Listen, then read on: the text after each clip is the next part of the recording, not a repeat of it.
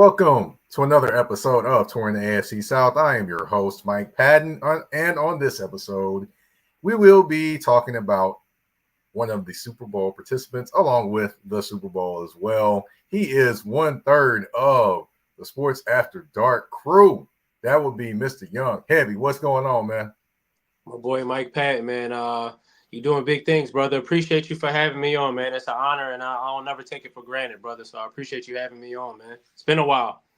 Yes, sir. Yes, sir. I mean, let's say the pleasure is all mine, man. I see you out there, y'all out there doing y'all thing, man, blowing up more and more and more. And I gotta say, man, hey, I've had the pleasure of having all three of y'all on the show at one point in time. So yeah, hey, I think I stand alone in history there.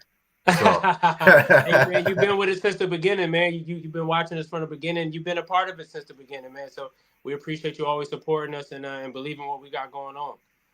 yes, sir. Yes, sir. Now we're gonna get into the origins of Sports After Dark.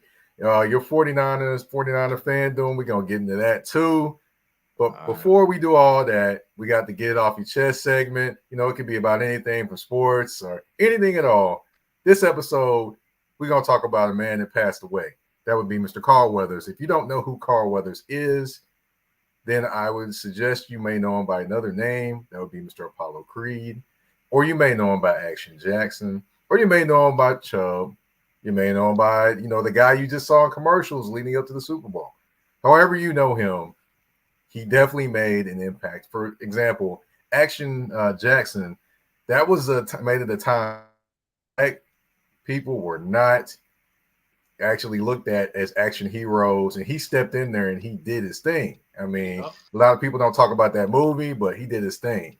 And of course, Apollo Creed, Rocky, Apollo Creed, when he passed away in that movie, in the ring, I mean, I think all of us wanted to be Rocky and get revenge at that point and, go get Drago and knock him out and things like that. And I could put the death of Apollo Creed up there with Ricky from Boys in the Hood and all those different deaths. You're like, man, the thing just hits you just a little bit different. But, you got to say Carl Weathers made that role. It was made for him. He evolved in that role from being just an athlete playing a boxer to a guy that was like a confidant of Rocky and just a guy that was there for him. And I got to say, he'll definitely be missed. Carl Weathers passing away at 74 years old. Rest in paradise, my brother. You got anything you want to add, Young? It took me by surprise today. I had a few people hit me up and was like, Carl Weathers died. I'm like, what? He passed away? Wow. And the biggest memory I got from him was Apollo Creed. You know what I mean? Like that was, I feel you. Like when he went down and he passed away in the movie, we always like Rocky. I'm like, oh, he can't go out like that, Rocky. You got to get that lick back for him, man, because he just was his personality in Rocky made you want to say like that he should have his own spinoff because of how great he was, even when he went against Rocky. And then what was that? The movie prior before that, right? When he went against Rocky and they had their little bout. Right. He just was an electric person. And it was dope how they had to spin off and let, Michael B. Jordan be like his son and be like, try to carry on his legacy and have his own Creed movies. So it was like, he did a lot for the culture, especially for our culture. And it's like, dang, another pioneer that really was putting on for the African-American community is now gone. But, he lived a long time, almost 80 years old. That's a blessing. We are in an era where, living long is not like that anymore. So, it just makes you look at life and be like, it's okay to get older. You know what I mean? Because, life isn't promised to anybody. So, rest in peace to him and condolences to his family, man. But I'm going to always know him as Apollo Creed. That's because that's all I know. That's what I grew up on. That's what I grew up on. Right. I will say tonight, I'm going to actually look for Action Jackson so I can actually watch that again. Because I just remember I was like, that dude right there was a bad man. It's bad man Apollo Creed, but, Action Jackson, that to me, that was one that it doesn't get a lot of acclaim, but it was a standard bearer for black men at that point in time in cinematic history. So, right. Again, Carl Weathers passed away at 74 years old. But we're going to kind of go and switch over to not something that passed away, but something that was born, which was your 49ers fandom. At one point in time, it was born. So, we got to get everyone into knowing you. So, I got to ask, kind of, where did you grow up and how did you become a 49ers fan? Well, I'm born and raised from the city of Philadelphia. That's still where I reside, home of the Philadelphia Eagles. People always say, like, well, you from Philly, like, how did you become a 49ers fan? Well, it's growing up, half of my family was 49ers fans, half of them were Cowboys fans. So it was like I grew up in the era where, Steve Young was around. My favorite color was red. And when I used to play football, around my neighborhood and everything, they used to call me baby Deion Sanders. So like growing up, Deion Sanders was my favorite player. And at that time, which was 94, he was on the San Francisco 49ers. So that automatically gravitated me to them outside of red being my favorite color. So it just was like, okay, Deion played for them. Oh, they're a really good team. All right, I'm going to rock with them. Half of my family 49ers fans anyway. And that's how it kind of took off. And since 94, I've been a 49er fan ever since, bleeding red and gold. I've been in through the ups and the downs. And, I get a lot of flack for being from the city of Philadelphia and not being an Eagles fan. But I'm like, honestly, at that time, when I was growing up, the Eagles weren't good. A lot of people wasn't rooting for the Eagles at that time. So, it has its pros and its cons. Right, right, right. And I'm just kind of a little stunned here. You said 49ers and Cowboys, man. It's like the Hatfields and McCoys, man.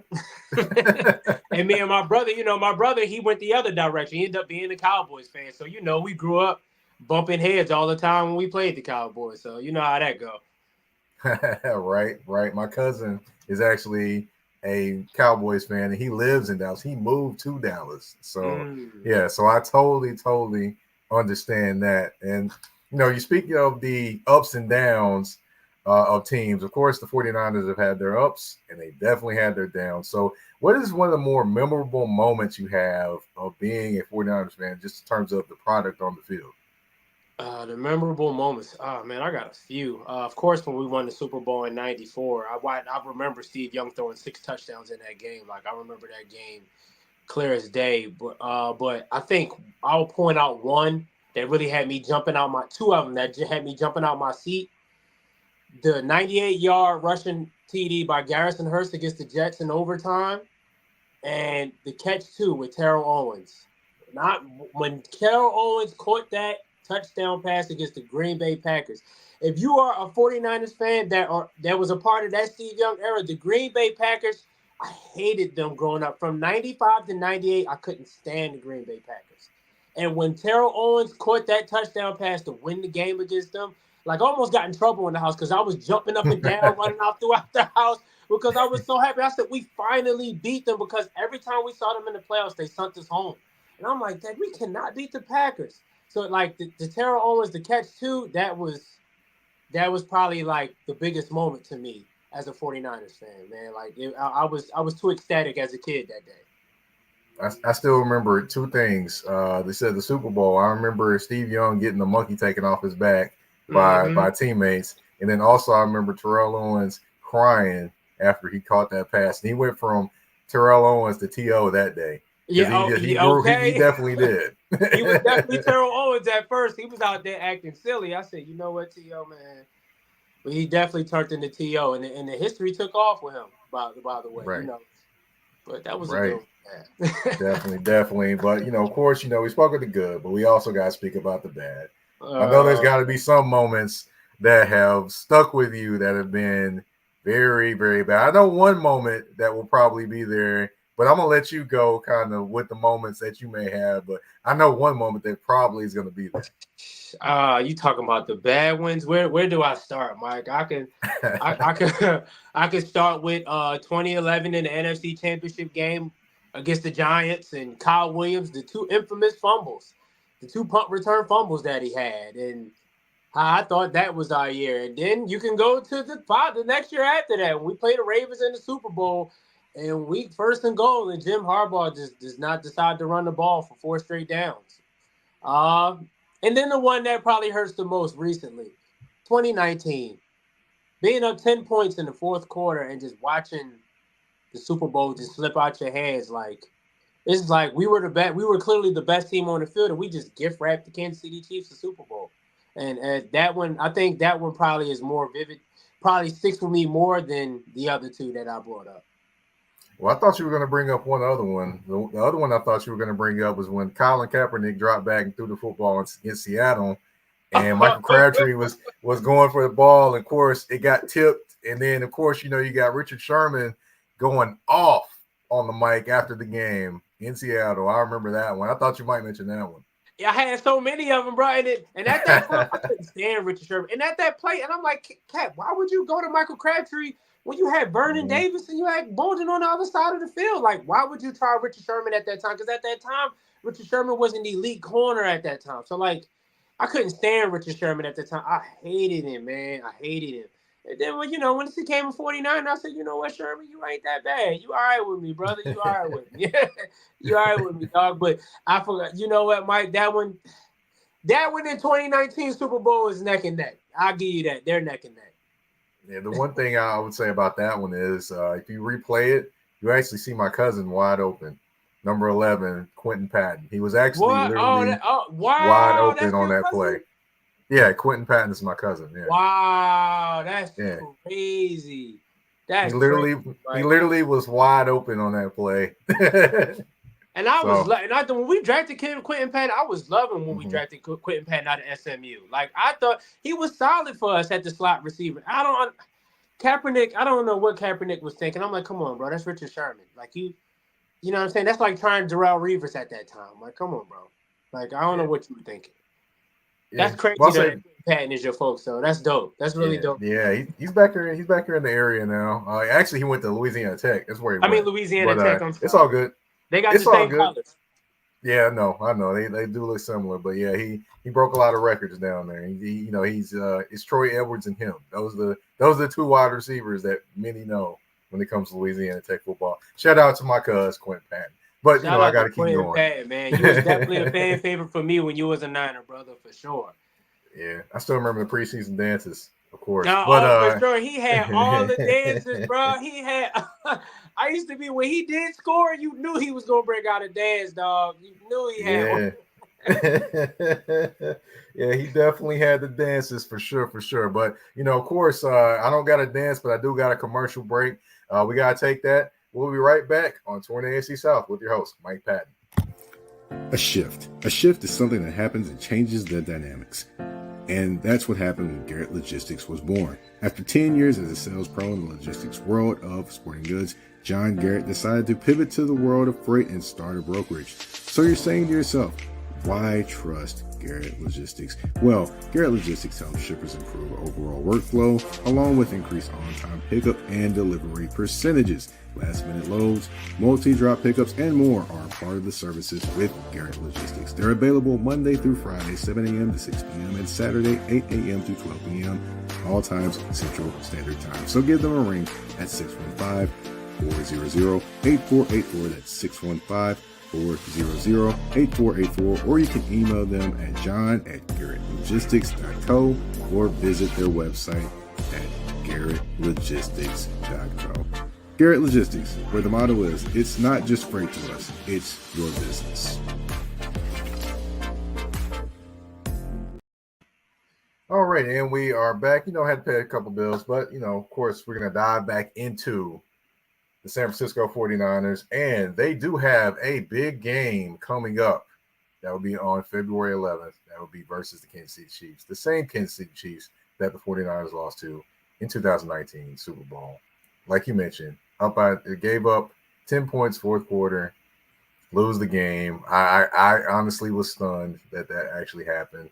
I was getting excited. For those that don't know, I do tour in the AFC South, and of course I do cover the teams in the AFC South, but I am a 49ers fan. It's been one since I was a kid, and ever since I saw Jerry Rice touch football. So there you go if you didn't know. But anyway, got to talk about the 49ers and Chiefs. But, first, got to get into the 49ers. Now, the journey to the Super Bowl has not been easy for the 49ers. A lot thought it would be, just being that they were the dominant team in the NFC. However, of course, they did have a couple bumps in the road, meaning they did have to come back. They had to come back against the Packers. They had to come back, a monumental comeback against the Detroit Lions.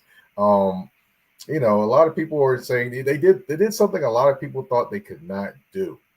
So, kind of how did those comebacks and just the kind of the momentum, the up and down emotions, kind of how did it make you feel about this 49ers team in the playoffs so far? Man, Mike. This definitely was a different playoff run by the 49ers. Because looking at us during the season, the first 5 games, we blew everybody out. Then we go on a little slump. Then we go on a run for 6 games and blow everybody out. You know what I'm saying? We lose to the Ravens. Then we finish the season strong. So I'm like, going into the playoffs, I'm like, all right, the Green Bay Packers, all right, cool. They beat the Cowboys. The Cowboys are the Cowboys. So I'm not surprised what they did to the Cowboys. But I'm thinking, like, we're going to come out like this team like 2019. We're going to come out guns blazing like how we started off the season. I'm like, we got the first round bye. You know how we came off a bye. We're going to look great. Man, that game started off. I said, all right, the Packers coming to play. It'll pick up. All right, second half, we'll start blowing them out. Second half come around, I'm like, oh, this is for real. Like, it felt like we was playing with our food during the game, during that Packers game. And then I'm like, nah, man, we can't go out like this. We can't be a number 1 seed and lose the division. I got everybody texting me. They're like, what's up with y'all, man? Y'all lose to the Packers. Y'all are upset alert. I said, man, we're not going to lose this game. And Debo going down, I said, all right, man, here we go again. The narrative against Brock Purdy. He didn't look good when Debo got hurt and when he went down. And then, the narrative against Kyle Shanahan, when he down 5 points or more, he's 0-30 or something like that. But I'm like, nah, man, this team is different. They've been built different.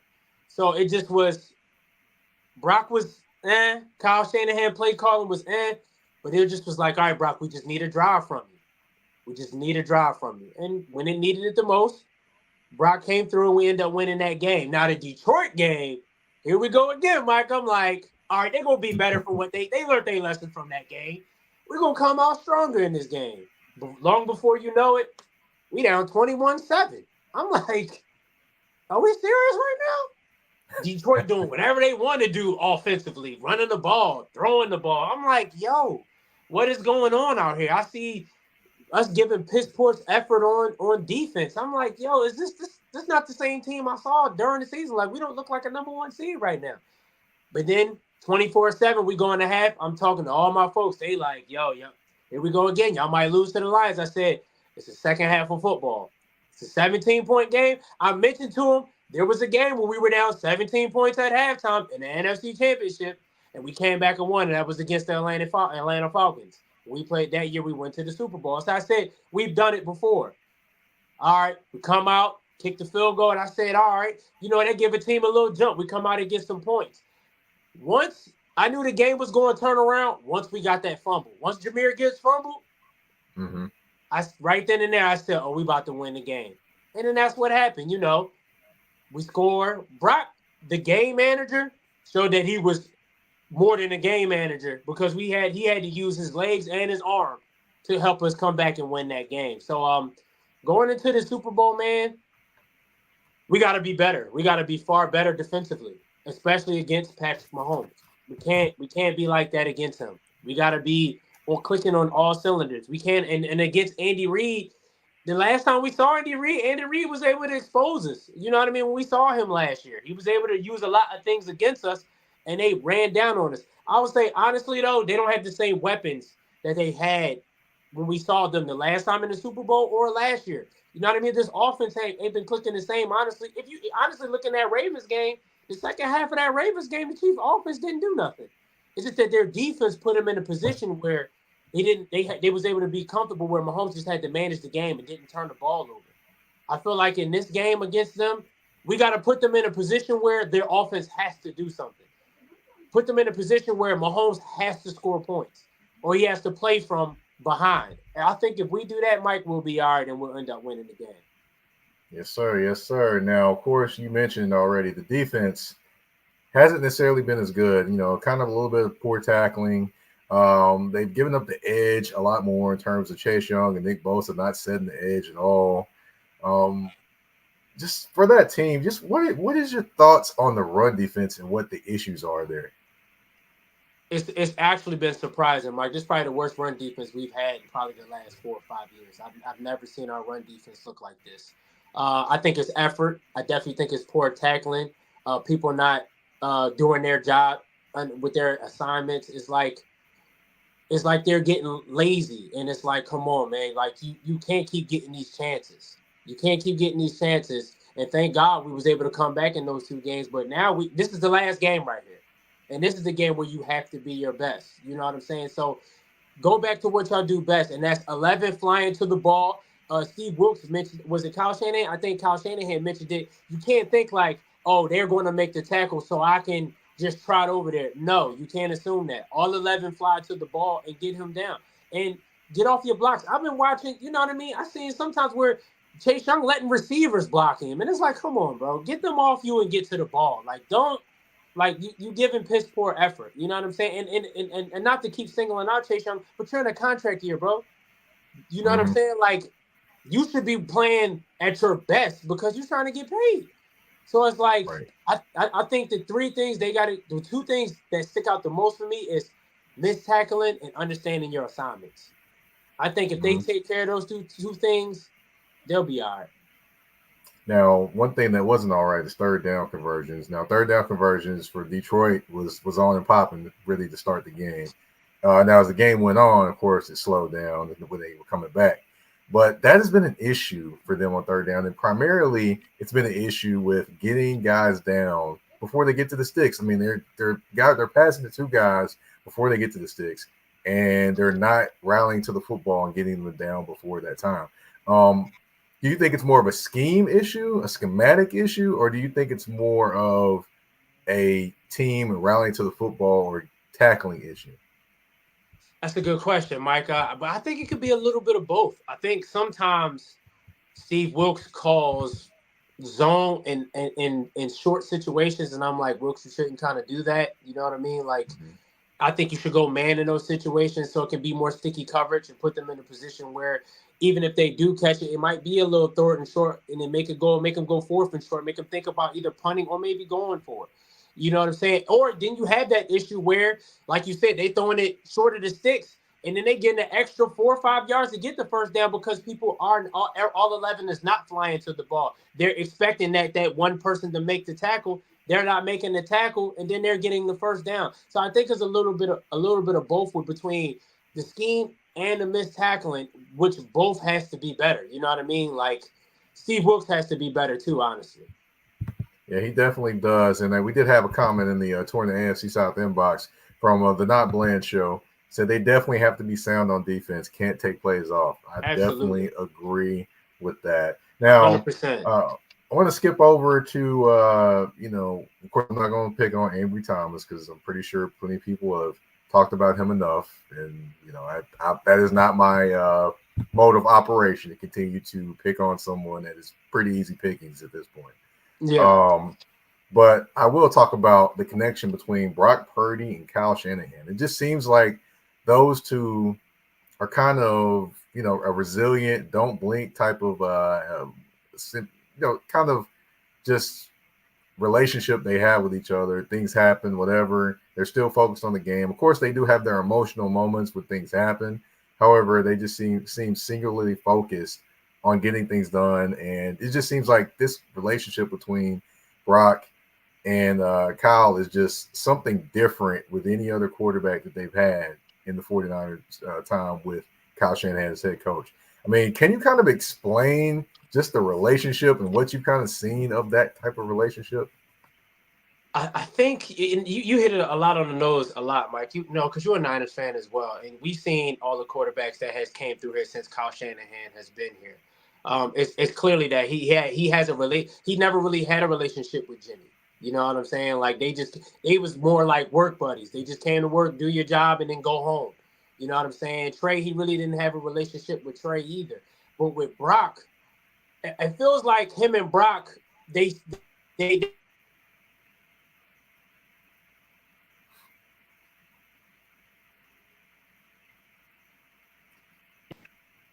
you, can you hear me? Yeah, I can hear you. Sorry, man. I had a phone call, y'all. Sorry. So, like, I think that him and Brock's connection, they see eye to eye a lot. Like, I think what Kyle be thinking on the field, Brock sees that. And when Brock comes to the sideline to talk to him and Kyle is always talking the same language. And I think Brock spoke on that. And I think Kyle truly feels like he has his quarterback. I feel like before, Kyle felt like he didn't have his quarterback. But now Kyle feels like, I got my quarterback. All right, cool. I feel like I can roll. He feel like win or lose, I can rock with this guy. He believes in this kid. Like, I was shocked that he told Jed York that Brock was their best quarterback when they took him. I don't know if you seen that little segment where I Jed did. York was like, yeah, Kyle Shanahan told us last year that Brock was going to end up being our best quarterback. I'm like, wow. But Brock just had to get his chance to shine. And honestly, when Brock got his opportunity, he showed that he was our best quarterback. Yeah. So it's unique to see, you know what I'm saying? And I'm happy that Kyle finally got his quarterback, because Kyle been searching for his quarterback forever. Because, we've been all in the, we going to get Kirk Cousins because Kyle is so much in love with Kirk Cousins and how much he want Kirk Cousins, because that's the relationship he had with Kirk Cousins. And we can finally dead us getting Kirk Cousins because Kyle finally says, I got my quarterback. So it's great to see, man. I truly enjoy the relationship between them two. Definitely. Now, this connection is definitely going to be challenged in the Super Bowl because the Chiefs' defense is pretty tough this year. I mean, this is the best defense that Andy Reid has had since he's been in Kansas City, in my opinion. I mean, you have Willie Gay, you have Bolton in the middle, you got pass rushers, Chris Jones, you can't forget him. Reed's having one of his best seasons, and then you have two corners in Snead and God, I forgot the other kid's name. Trent McDuffie.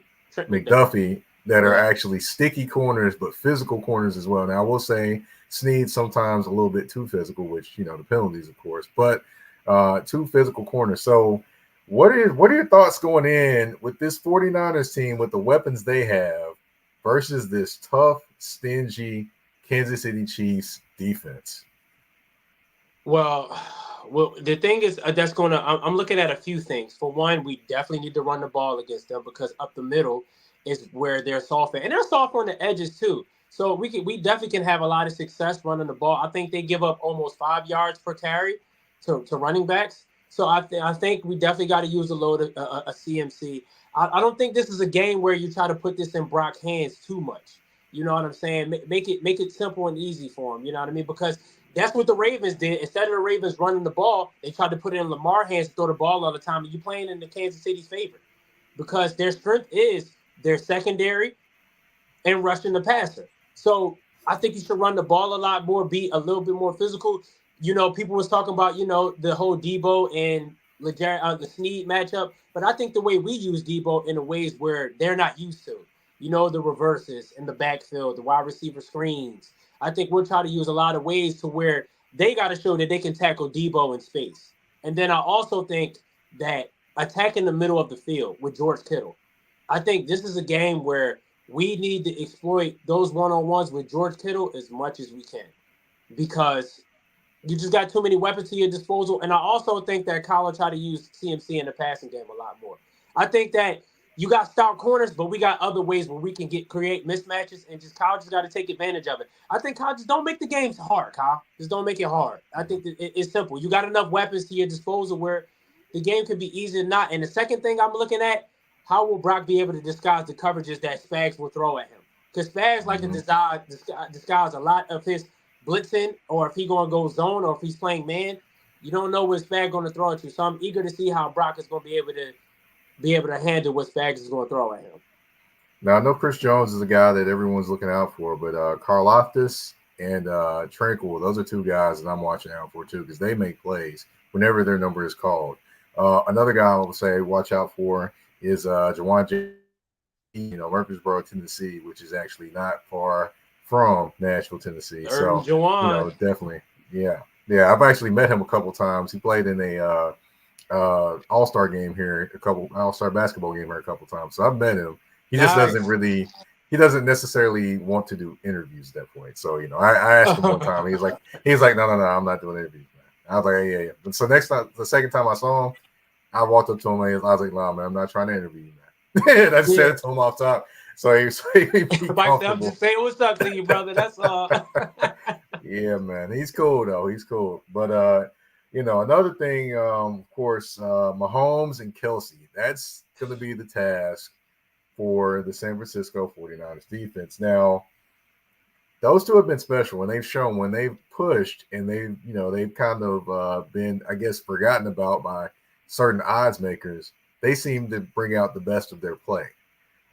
Kelsey, of course, 11 catches, 106 yards, and a touchdown against the Ravens.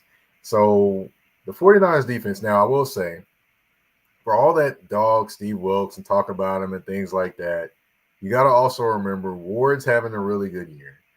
Lenore had a really good year. And I mean, it wasn't that the safety play was just god awful. So, you got Ambry Thomas, we know he's had his struggles, but everyone else hasn't been horrible. So, with that being said, how do you expect them to kind of defense, the Kelsey and Mahomes, and then also, you got to throw Rashee Rice in there because the rookie has been putting in work. I feel like out of all the teams we've seen in the playoffs, this is probably the least talented offensive team we've gone against. I feel like, Green Bay had a lot of weapons that could hurt us, including Jordan Love using his legs, and Detroit had a whole lot of weapons, far more weapons than what we're facing in Kansas City.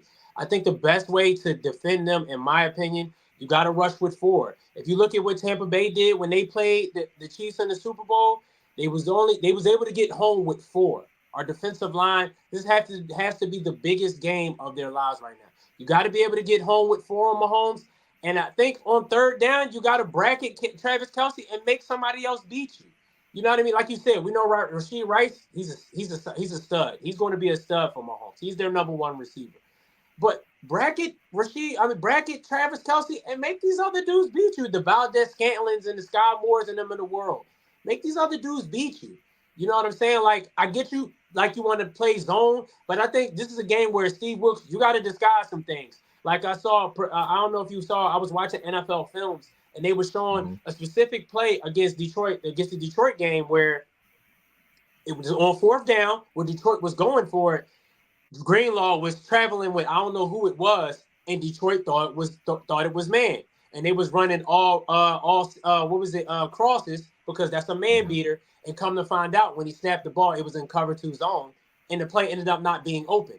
That's the type of stuff you're gonna have to do against the Kansas City Chiefs. Confuse them, throw them something with different all the time. But for sure, on third down, it should never be a chance where Travis Kelce is going 1-on-1. Even if you got, and don't get me wrong, I love Fred Warner. But I think for this type of game, you need to bracket him a lot more and make these other dudes beat you. And our four got to get home. Got to get home. Right. That would be definitely a tough task if you let him go 1-on-1, because the thing about Travis Kelce is he does not run usual routes. He runs the most unusual routes of any tight end I have ever seen. That goes for anybody. Antonio Gates, Tony Gonzalez, you name them, they have not run routes like Travis Kelce. So, it's just quite interesting. But, of course, I do have to touch the last question on the special teams. The special teams, Jake Moody, he's had his moments at times. He's been good and he's been bad. Now, he missed one against the Detroit Lions, and I was like, okay, there's pretty good field conditions. I don't know what was going on there. Does that kind of concern you in terms of the special teams, being that the Chiefs probably have a little bit more sound special teams in terms of the kicking game? The 49ers, I would say Ray McCloud is more of a guy that could take it to the house. However, the kicking game is probably going to be more prominent in this one. So does that kind of concern you? I'm going to be honest with you. It does concern me. Even with Ray McCloud, I get nervous sometimes when he catches punts and when he returns them, because he's prone to fumbling the ball. Jake Moody, I'm praying every time he does kick, Mike, because you know what I'm saying? Like, he's shown us many times this year, like, he can be up, he can be down. Like, when we needed him to win the game against the Browns, he didn't win it. You know what I mean? I want to say he missed a kick against Green Bay too in that playoff game. Like, so it's like, and he missed a kick to win the game against the Rams at the end of the season. So it's like, I don't know I don't know. I'm just on the edge of my seat, at the edge of my seat every time he kicks the football. So it's just like, all right, bro, is you gonna make this? We we need you to make this. And it feels like when he missed, it's like, oh, is his confidence shaking, or is you gonna bounce back now? Gratefully, he bounced back in both of those games. So, but yeah, it does concern me, man. But Jake Moody, we need you to make every field goal this Super Bowl. Don't miss none of them. We need every last one of them. Every point is going to count against this game against Kansas City. Right, Jake Moody, you need to be a star in your role, sir. You need to be a star in your role, sir. All right. Well, we have reached the end of the show, but of course, there is a game we play. We got 5 questions, 2 answers, and 1 choice. It could be on anything. So, are you ready? I'm ready. Let's get it, Mike. Let's get it. All right. You got 2 teams. You got to cheer for one of them. It's the Seahawks or the Packers. Which team are you cheering for? You ain't right for this, dog. What? I damn straight ain't rooting for the Seahawks, so give me the Packers. All right, there we go. Now you got let's see, you got 1 Philly rapper you can choose. You got Freeway, Beanie Siegel, or Meek Mill. Which one you choosing if you got to go to one concert? One concert? I had to go back with the. I had to go back, man. I'm from that era of Beans and Freeway, so that's why even when you picked the song "What We Do," I said, "See, he know ball," because that was our intro. That was my intro growing up in Philly. Everybody think Dreams and Nightmares is the Philly intro, but I'm like, believe it or not, Philly got like 3 different intros. You got the What We Do, you got Dreams and Nightmares, and now you got the Lil Uzi I Wanna Rock. But if I wanted to go to a concert, I probably would go to. I probably would go to Meek. I probably would go to Meek because Meek had. I hate to say it, Meek had more hits than Beans and Freeway. Yeah, definitely. But he didn't have more movie credits. State property. Yeah, but, he didn't. But you got to pick one tight end from the 49ers eras, I would say. You got Brent Jones or George Kittle. Which tight end you choosing? Oh, now a lot of people don't know about Brent Jones, man. Brent Jones was a dog. He was a dog in his own, man. I don't think he was very underrated for the 49ers. If you don't know about Brent Jones, go back and watch some tape on Brent Jones. Very underrated tight end for the 49ers. But I'm going to go with George Kittle. I got to. George Kittle could do it all. He's an elite blocker. He's an elite as a receiving tight end, and he has a personality. He's the people's tight end. I always love when he get a first down, he does a little, you know what I'm saying? I just love the swagger that George Kittle has. So, I got to go with George Kittle, man. I got to.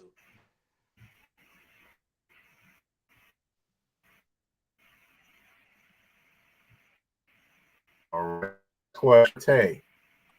What just happened here? Okay, there we go. We had a little technical difficulties there. Sorry about that, folks.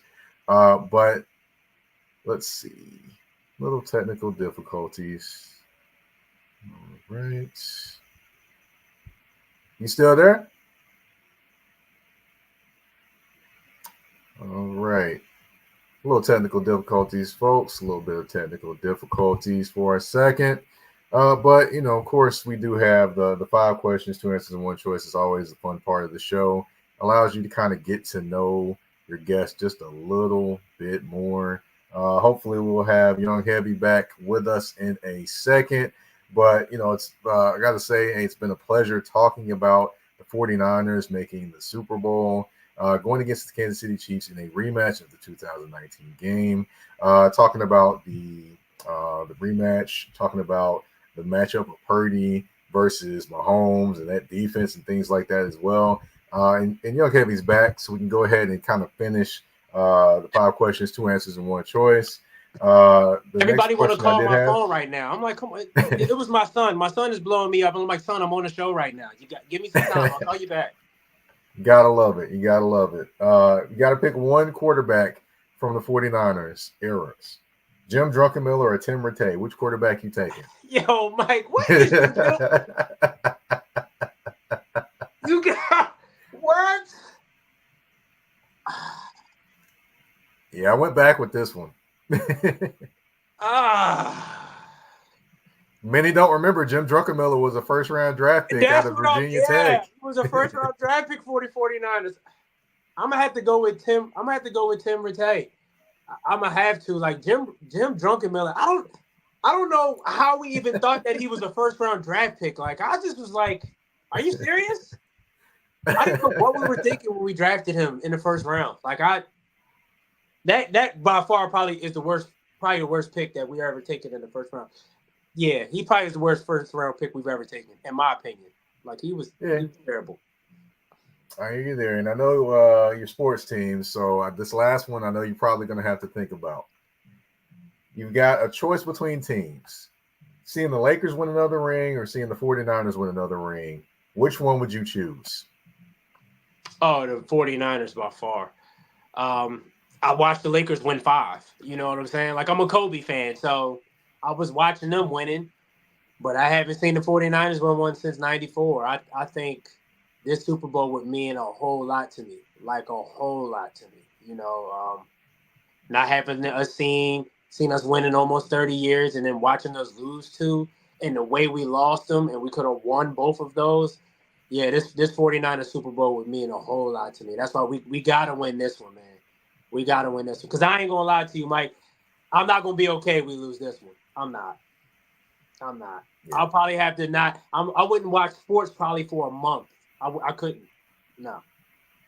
I hear you there.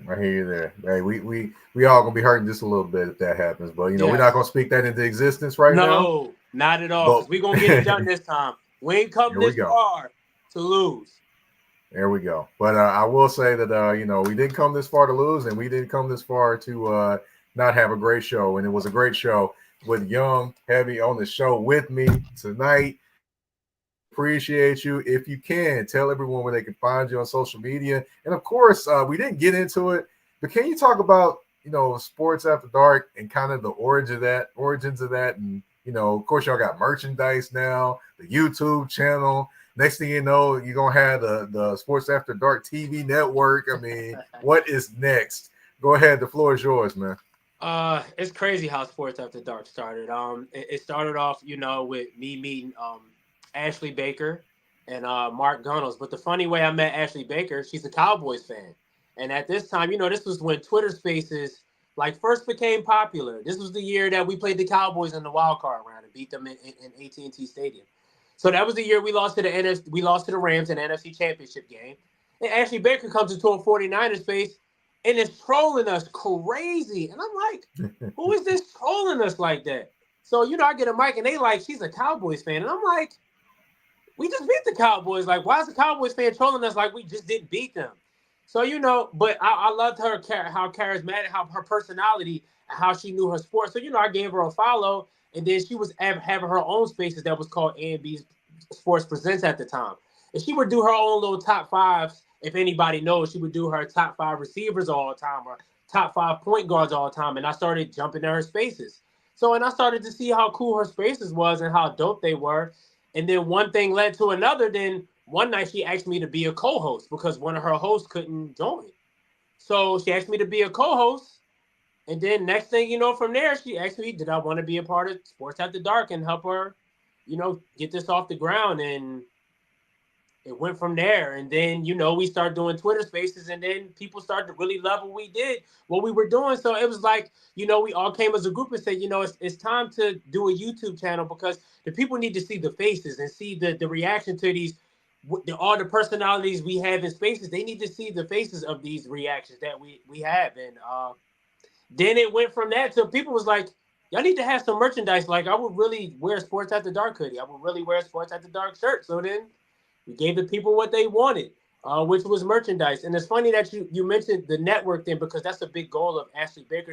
She wants to turn Sports After Dark into a ESPN, you know what I mean, or a Fox Sports. That's the biggest goal for her. Like she has some of the huge aspirations for Sports After Dark, and I'm truly grateful for Ashley Baker because she's the person that has supported me and put me in a position to, be out here. Like I was just a person talking sports amongst my people, my family members. Like I've been doing this my whole life, Mike, and she was the one that said, you know what, it's time for you to do your own thing with the 49ers and let the people know what type of person you are. The world needs to know about Young Heavy. So I'm truly grateful for her for the opportunity she's given me with Sports After Dark.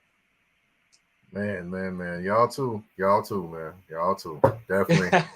Yeah, man. So, I'll, let everyone, I don't want to, dive into your business, but hey, go Yeah. ahead and talk about, of course, where people can find you on social media and just anything else you're working on. I know you do like some 49ers videos as well. So I am subscribed to that too. I appreciate that. I do have my own YouTube channel called Let's Talk Heavy, where I talk 49ers, Lakers. I'm going to start getting away from that and start talking about other things that ties into sports, like relationships and music and stuff like that. Also, you can follow me on Twitter, Instagram, and TikTok at YoungHeavy24. Also, like you said, we have our YouTube channel at Sports After Dark. You can find us there where we do our Sports After Dark after hour show with Ashley Baker and Chris Lewis. And you can find us on Twitter, Sports A Dark _, where we host our spaces. We definitely are coming back. I think we're going to do something Sunday to start previewing for the Super Bowl. And then we're going to start jumping into the NBA because, football season is over, ladies and gentlemen. And we got to transition to basketball now, which my Lakers aren't doing it really good. I got my Niners holding me down right now. But that's where you can find me at. All right. Well, you could be a Bulls fan, so hey, that's all I can say. But but yeah, again, I thank you for coming on. I thank you everyone for tuning in. Of course, my name is Mike Patton. I am the host of Touring the AFC South. You can find me on the artist formerly known as Twitter at Mike Patton82. That's MikePatton 82 on Twitter, and of course, you can find me on Instagram and Threads at THA, not THE _general_NP. And of course, Touring the AFC South. You can find it on Spotify. You can find it on Apple Podcasts. You can find it on iHeartRadio, Amazon Music, you name it. We are there. And of course, on YouTube as well. Thank you all again for tuning in to this episode of Touring the AFC South. We're out. Peace.